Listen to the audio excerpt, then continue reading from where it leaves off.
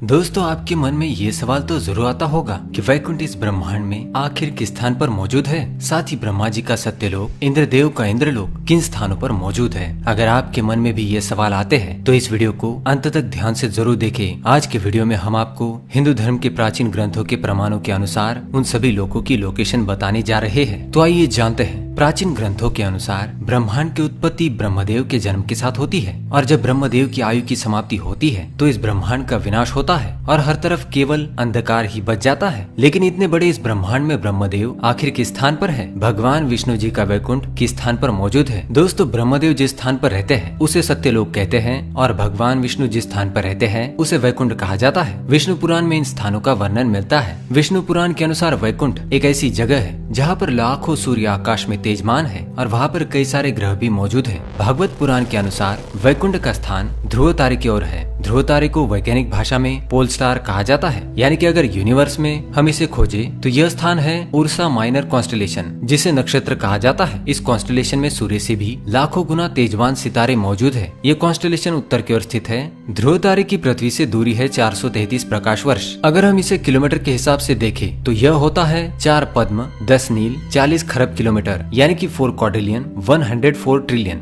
मतलब 4 के आगे 15 शून्य लगाओ, इतना अंतर होता है। ये तो पृथ्वी से ध्रुव लोक का अंतर हुआ। ध्रुव लोक के ऊपर 1 करोड़ योजन यानी कि 12 करोड़ 29,53,881 किलोमीटर के बाद आध्यात्मिक जगत में स्थित है महारलोक के ग्रह। ये महारलोक स्वर्गलोक का एक भाग है जहाँ पर ब्रह्मांड की सदकर्म करने वाली आत्माएं वास करती है। पुराणों के अनुसार जो लोग सामान्य व्यक्ति की तरह जीवन व्यतीत करते हैं तथा किसी के साथ बुरा व्यवहार नहीं करते, वे लोग मृत्यु के पश्चात इन ग्रहों पर जाते हैं। इन ग्रहों पर जीवन रमणीय होता है, मन को शांति देने वाला प्रकृति का नजारा होता है। यहाँ पर जाने वाले जीव स्वयं को पुण्यवान समझते हैं। यहाँ पर रहने वाले जीव तृप्त रहते हैं और कभी दुखी नहीं होते। अब दूसरा लोक है जनलोक। महारलोक के ऊपर 2 करोड़ योजन यानी कि 24 करोड़ किलोमीटर के पश्चात आता है जनलोक। जनलोक के ग्रहों पर जाते हैं पुण्य करने वाले लोग, जो स्वयं के स्वार्थ का त्याग कर हमेशा दूसरों की मदद करते हैं। वही लोग जनलोक के ग्रहों पर जाते हैं। ये स्थान बड़ा ही तेजस्वी होता है। यहाँ पर जाने वाले मनुष्य स्वयं देवताओं का दर्शन कर सकते हैं। स्वर्ग की देवताओं को देखने का भाग्य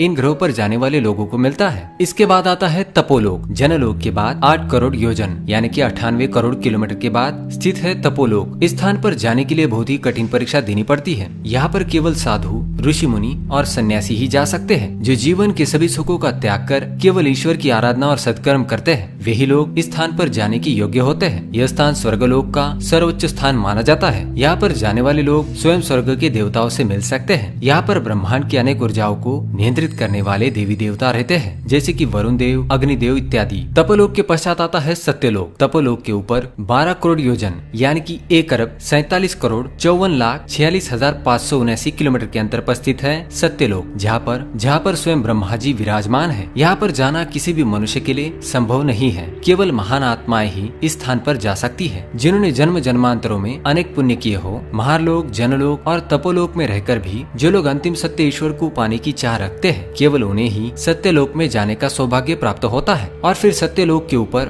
2 करोड़ 62 लाख योजन यानी कि 32 करोड़ 21,39,169 किलोमीटर के अंतर पर स्थित है वैकुंठ लोक, जहाँ पर स्वयं भगवान विष्णु शेषनाग पर विराजमान रहते हैं। ये किसी भी आत्मा का अंतिम स्थान होता है। सारे ब्रह्मांड की आत्माएं इस स्थान पर केंद्रित होती है। इस स्थान पर जाने वाली आत्माएं मोक्ष की प्राप्ति करती है। इसे ही अंतिम सत्य कहा जाता है और इसे ही ब्रह्मांड का अंत भी कहा जाता है। यहाँ पर जाने के बाद आत्मा जन्म मृत्यु के इस चक्र से मुक्त होती है। लेकिन दोस्तों, ध्यान में रहे, हम फिजिकल वर्ल्ड की बात नहीं कर रहे हैं। ये सभी आंकड़े आध्यात्मिक जगत को दर्शाते हैं। अगर हम धरती से वैकुंठ की दूरी का अनुमान लगाएं तो ये होता है 4 पद्म, 10 नील, 40 खरब, 12 crore 29,53,881 kilometre plus 24 crore 59,07,763 kilometre plus 98 crore 36,31,052 kilometre plus 1 अरब 47 crore 54,46,579 kilometre plus 32 crore 21,39,169 kilometre. इन सब का मिलाकर होता है 4 पद्म, 10 नील, 40 खरब, 3 अरब 15 करोड़ 78,444 किलोमीटर। यानी कि आप देख सकते हैं कितना दूर है वैकुंठ हमारी पृथ्वी से। अगर हम आज की टेक्नोलॉजी के आधार पर यहाँ से वहाँ तक जाने की कोशिश करेंगे तो हमें कितना समय लगेगा, इसके बारे में जानते हैं। आज की टेक्नोलॉजी के आधार पर हम 39,000 किलोमीटर प्रति घंटे की रफ्तार से अंतरिक्ष में ट्रैवल कर सकते हैं। अगर इस रफ्तार से हम वैकुंठ को जाएंगे तो हमें 10 अरब 52 करोड़ 30,85,000 घंटे लग सकते हैं। मतलब 12 लाख से भी ज्यादा साल लग सकते हैं। हैं। इसलिए दोस्तों आज की टेक्नोलॉजी से हम वैकुंठ कभी पहुंच ही नहीं सकते। तो दोस्तों ये था धरती से वैकुंठ तक का सफर। टेक्नोलॉजी के आधार से तो हम कभी वैकुंठ लोक पहुंच ही नहीं सकते, लेकिन आध्यात्मिक मार्ग से हम वहाँ पर क्षण भर में पहुंच सकते हैं। इसलिए हमेशा अच्छे कर्म करो, स्वयं भगवान ही आपको उस स्थान पर ले जाएंगे। तो दोस्तों यह जानकारी आपको कैसी लगी हमें कमेंट्स में जरूर बताएं। इस वीडियो को देखने के लिए आप सभी का धन्यवाद करता हूँ। हमारे चैनल को सब्सक्राइब करें ताकि आप और भी जानकारी वाले वीडियो देख सके। धन्यवाद।